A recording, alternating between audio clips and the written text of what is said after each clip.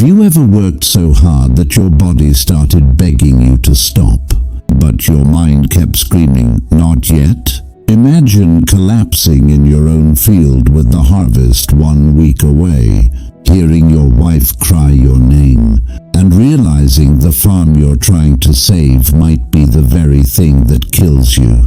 If you've ever felt like effort is your only weapon, stay with me, because this is the story of a farmer who learned, too late almost, that hard work can become a quiet form of self-destruction. In a small valley where everyone measured respect in sweat, there lived a farmer named Daniel, 33 years old. 12 acres, one aging well, one stubborn belief. Hard work never lies, Daniel would say, like it was scripture. Every morning he woke at 4, before the first bird dared to sing. He carried water in buckets, because his father did. He pulled weeds by hand because machines felt like cheating. He refused to hire help because pride sounded like independence in his head. He didn't call it stubbornness. He called it character. And at first people admired him. "Daniel works like 4 men," neighbors would whisper. But admiration doesn't pay debts. Seasons did. Despite Daniel's brutal routine, his crops stayed average. His yield stayed low, and his bank account stayed terrified. He worked longer, slept less, ate faster, talked less, smiled rarely. His wife Lena stopped asking for date nights. She started asking for his pulse. One night, while Daniel rubbed ointment into cracked hands, Lena sat across from him and said quietly, "I miss my husband." Daniel didn't look up. "After harvest?" Lena's voice shook. "You've been saying that for 3 years." Daniel swallowed, tired and defensive. "This is what it takes. Sacrifice. I'll rest when we're stable." She stared at him like she was watching someone drown while insisting the water was fine. "Daniel, you don't need more hours. You need a plan."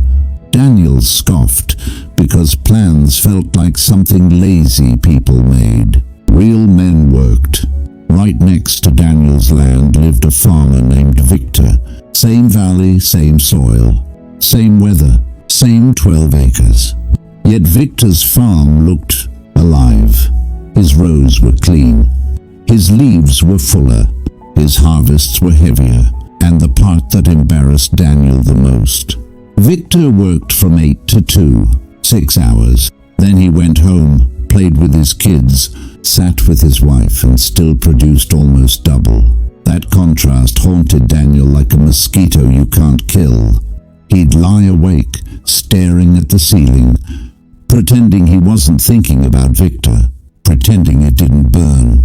Then summer arrived like a punishment. A drought hit the valley. Heat pressed down so hard it felt personal. The well level dropped. The soil cracked. Farmers started counting water like gold. Daniel's response was predictable. He worked harder. He started waking at 3. He began making trip after trip to the communal well, hauling water in buckets until his shoulders felt like they were tearing. 40 trips, 50, sometimes 60. He told himself the same sentence over and over, not to motivate himself, more like to hypnotize himself. Hard work never fails. On the 12th day of the drought, Daniel was carrying his 43rd bucket when the world tilted. At first it was just a blur at the edges of his vision, then a sudden thump in his chest, like his heart forgot the rhythm. His grip loosened. The bucket slipped.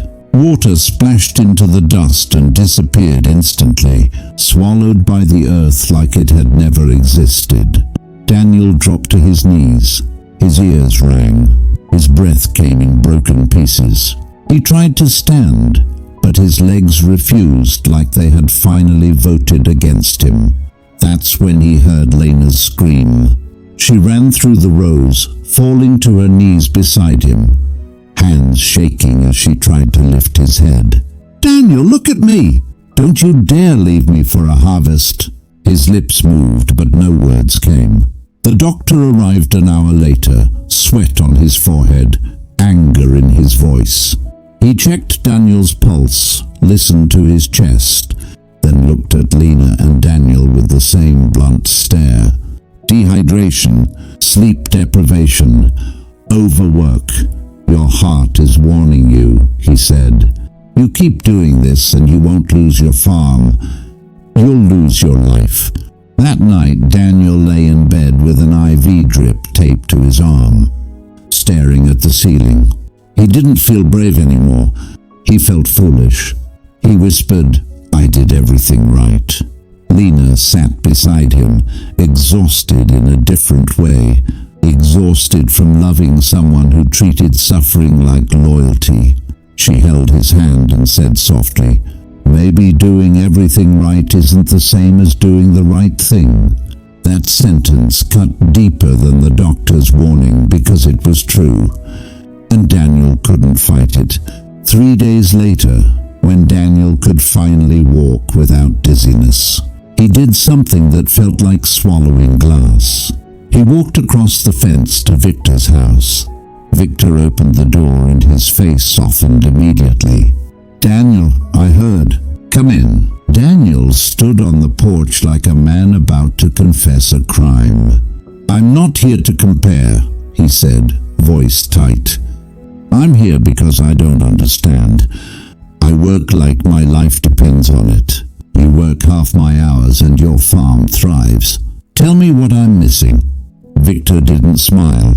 He didn't tease. He simply nodded and gestured toward the tool shed. Inside, Victor picked up 2 knives used for harvesting. One was old and dull, the edge nicked and tired. The other was sharp, clean, shining. Victor placed both in Daniel's hands. "Cut that rope," he said, pointing to a thick coil. Daniel used the dull blade. He sawed and sawed. The rope frayed slowly, stubbornly, burning his palm with friction. Victor took the sharp blade and sliced once. The rope snapped clean, effortless. Daniel's throat tightened, humiliation and relief mixing together. Victor looked him straight in the eye. "You've been trying to win with a dull blade?" Daniel swallowed.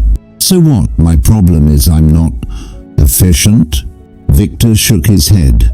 "Your problem is you think pain is proof." They walked outside. Victor pointed to the thin black lines running through his rows.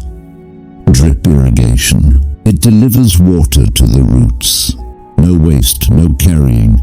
I spent money once, so I don't spend my body every day."